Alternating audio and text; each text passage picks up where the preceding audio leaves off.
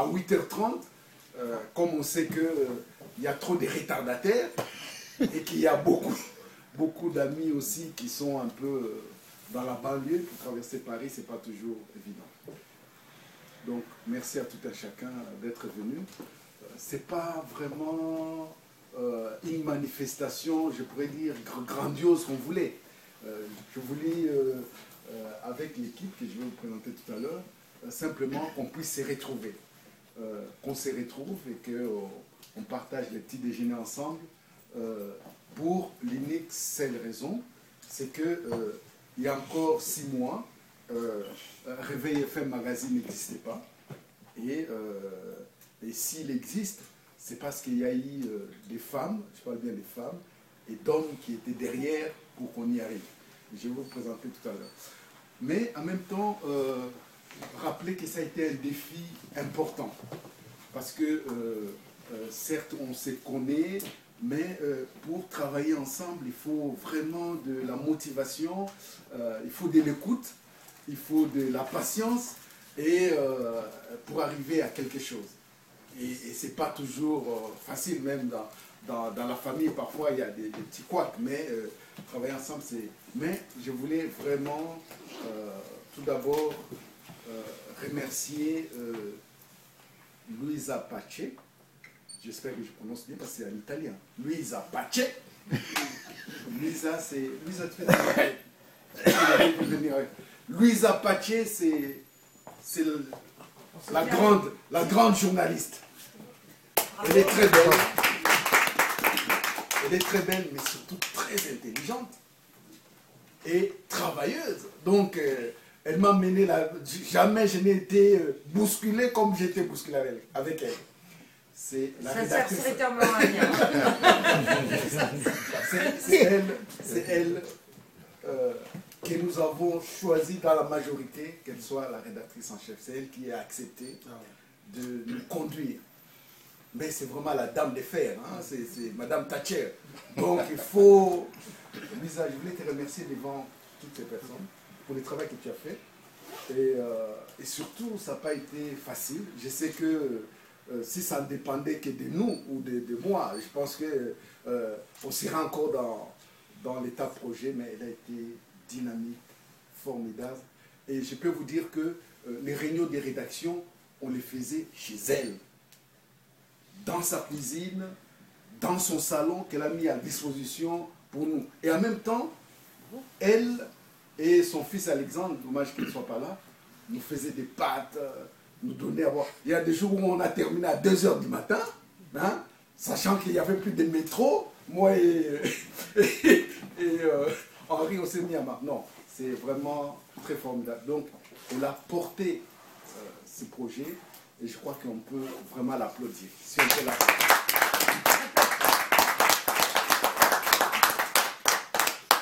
Lisa, est-ce que tu peux dire un mot? Est-ce que je peux dire un mot? Oui. Ben, moi, je ne suis pas bonne en mots, hein. Je suis meilleure en plume.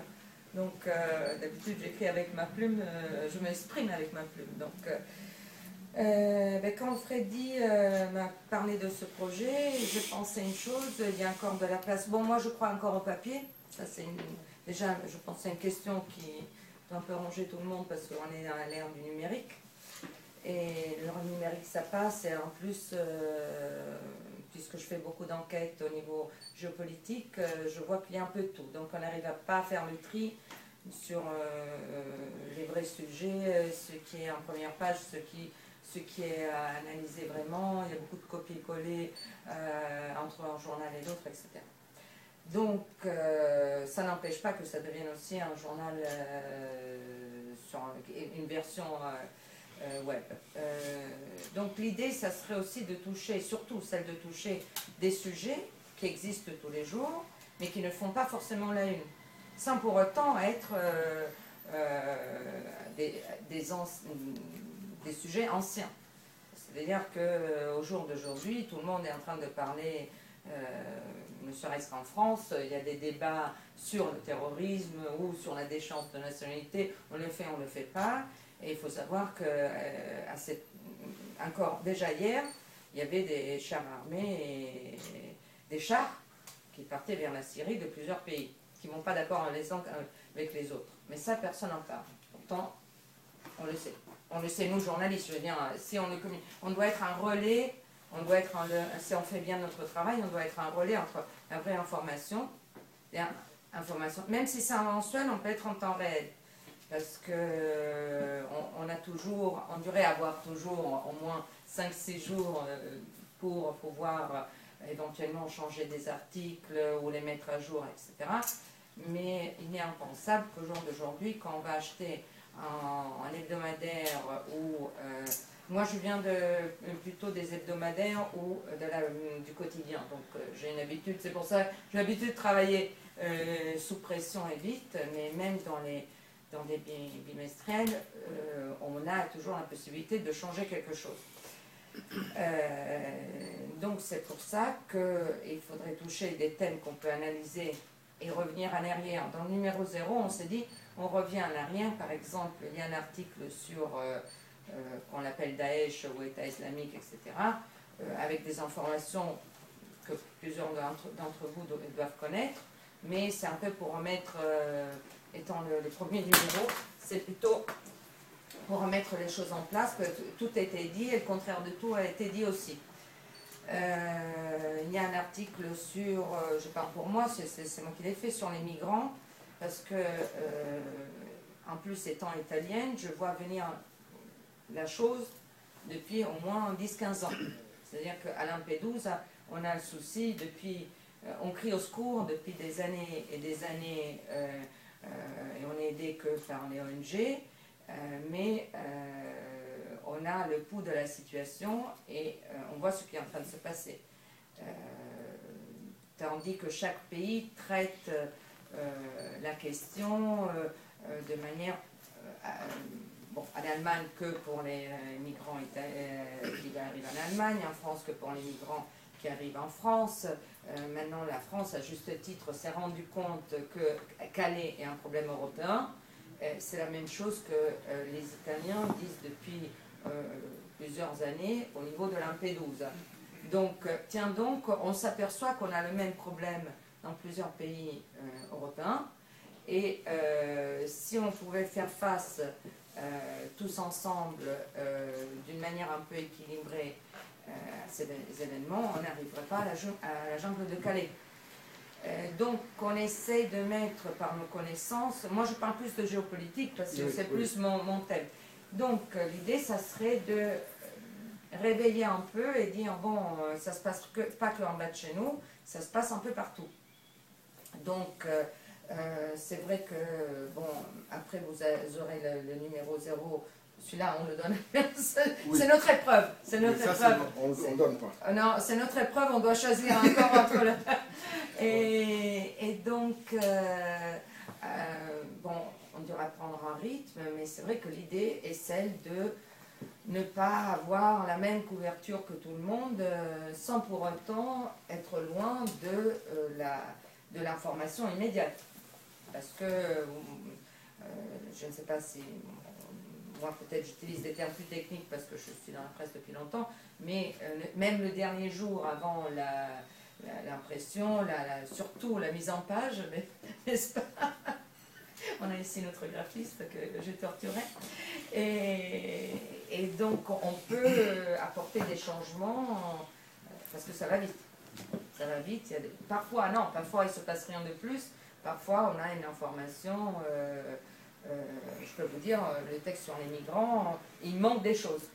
Il manque des choses parce que, puisqu'on était plus en train de regarder comment mettre les rubriques, etc. Donc l'idée, c'est celle-là. On pense, c'est notre idée, on pense qu'il y a un manque d'informations. Il y a une niche dans laquelle on peut rentrer et même ouvrir un peu les esprits et même bouger certains confrères qui se tiennent au petit espace et aux dépêches qu'ils reçoivent. Personnellement, je ne travaille pas sur dépêches. Donc voilà, c'est tout ce que je peux vous dire. Espérons que ça marche. Merci. Donc, Lisa, merci. Je peux aller. Oui. Parce que là, c'est trop sérieux. Oui, non, mais Oui, je voulais dire simplement que Lisa a été un peu la chef d'orchestre, elle nous a conduits tous. Hein. Mais tu dis ça parce que j'ai fait un article sur un chef d'orchestre. Oui. Oui, non, mais vraiment très dynamique. Mais on s'est connus lorsque les CAP étaient encore existants. Vous vous rappelez du centre d'accueil de la presse étrangère disons, sur les grands palais. Et Louisa a été toujours et la maison de la radio avant. Oui, oui, la maison de la radio avant. Et les grands défenseurs des journalistes africains. Et donc, c'est quelque chose qui nous apaise. Donc, elle nous défend, elle nous aime, même si elle n'accepte pas toutes nos tares, parce qu'en tant qu'Africains, nous avons des tares aussi, hein, comme les autres. Bon, donc Louisa est là, mais il y a eu aussi, il y a Henri Martin, que je vous ai présenté tout à l'heure, qui a fait des belles photos. Alors,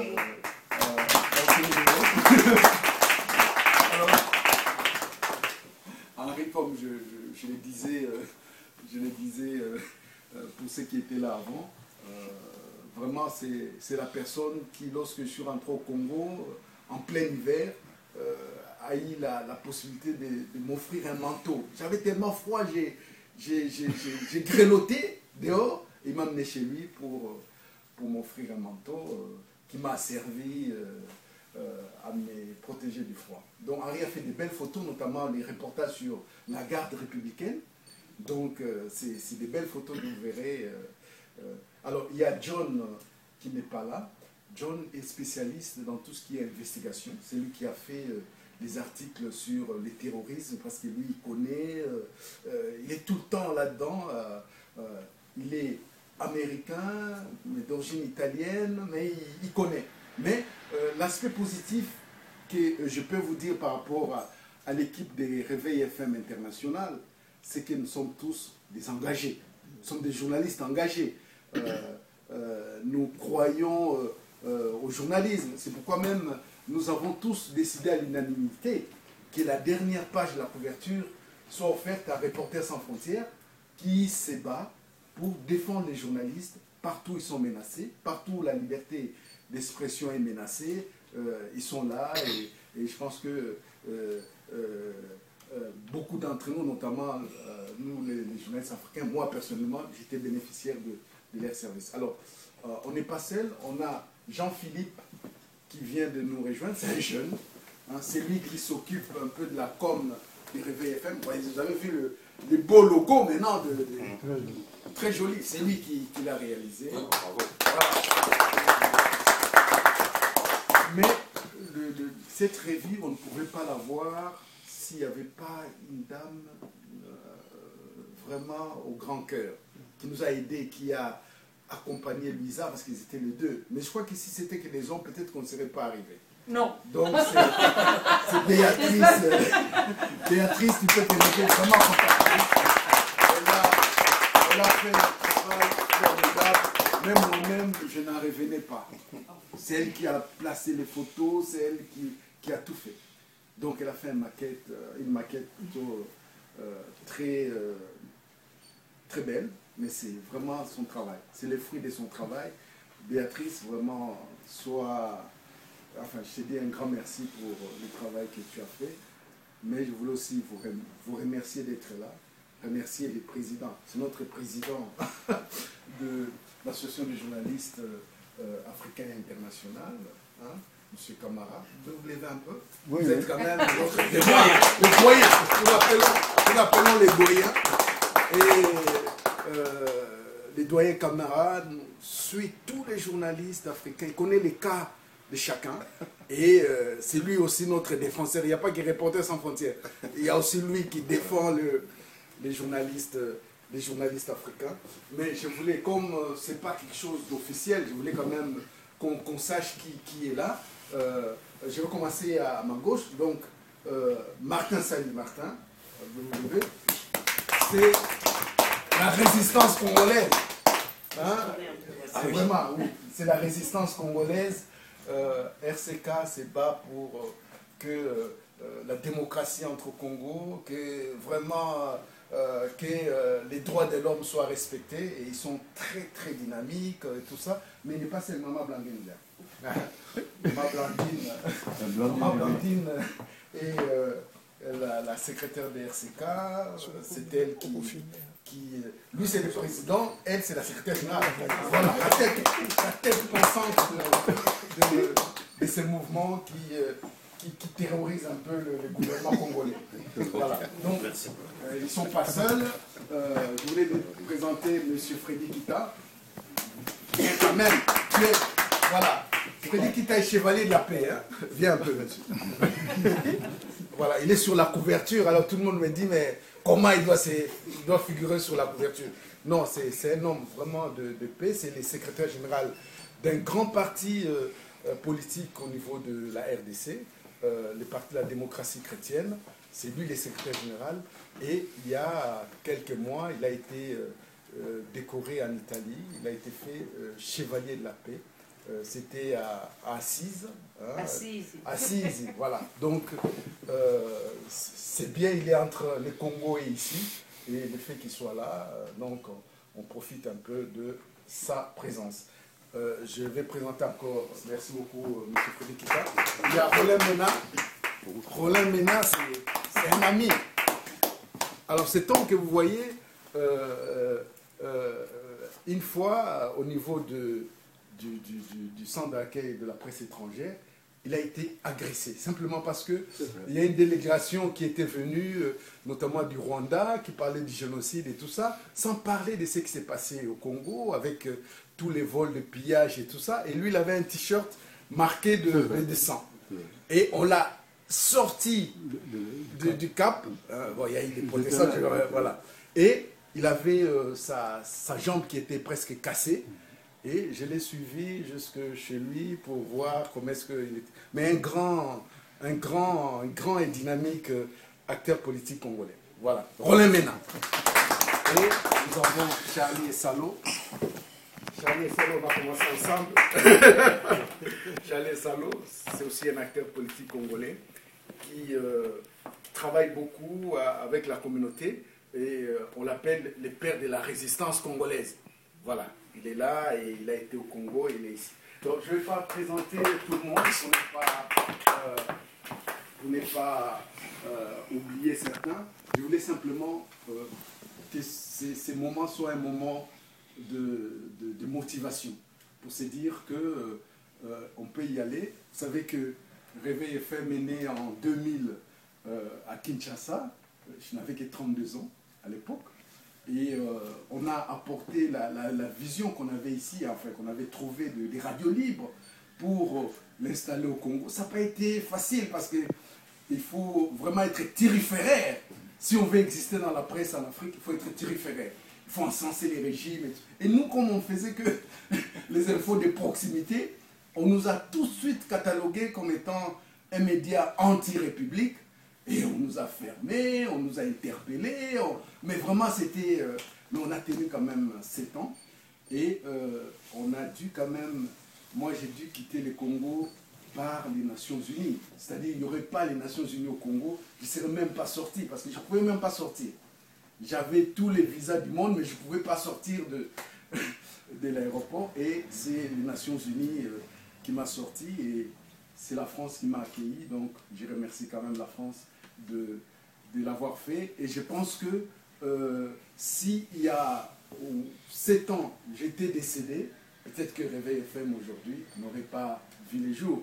Et je ne veux pas encenser la France en disant que tout est beau, tout est bien, mais je peux au moins dire que pour moi, ça a été vraiment un accompagnement. On m'a permis quand même de pouvoir exister, et grâce à cela, on peut quand même partager, rencontrer Lisa, rencontrer les autres confrères et arriver à un projet qui se réalise aujourd'hui. Donc les défis aussi par rapport à cela, c'est qu'on arrive à la cinquantaine, donc c'est maintenant la pente, c'est vraiment la... Donc ce projet, c'est aussi un défi qu'on se donne, mais le fait qu'il existe, c'est un encouragement pour se dire qu'on ne peut pas désespérer. Tant qu'il y a la vie, tout est possible. Donc c'est le seul message que je voulais vraiment qu'on partage. et laisser dire que on a voulu vraiment que ça soit amical, familial, et que ça soit pas vraiment quelque chose de grandiose. Et il remercie aussi M. Francis qui a accepté que nous puissions le faire à ces lieux, qui est un lieu prestigieux, mais un cadre magnifique où on a pu se retrouver sans trop de dérangement. Donc, encore une fois, merci à tout un chacun d'être venu. Hein, et je ne veux pas oublier notre confrère Jean Célestin, hein, d'Africa 24. Jean Célestin, je sais que les articles seront les bienvenus dans les numéros de Réveil FM International. Donc, merci à tout un chacun. Je pense que maintenant, on peut continuer notre discussion. Pour ceux qui n'ont pas pris les cafés, ils peuvent le prendre. Et puis, commencer à libérer la salle pour permettre à ce que la suite s'efface, parce que c'est un restaurant, donc ils doivent vendre pour continuer à exister, que prochainement, si on a encore une autre réunion, qu'on puisse les faire dans le cadre. Je vous remercie parce que ça a été fait dans le calme, dans la sérénité, et je vois que vous êtes tous radieux, hein, c'est bien, c'est bien, il y a de l'espoir. Donc merci et à très bientôt peut-être avec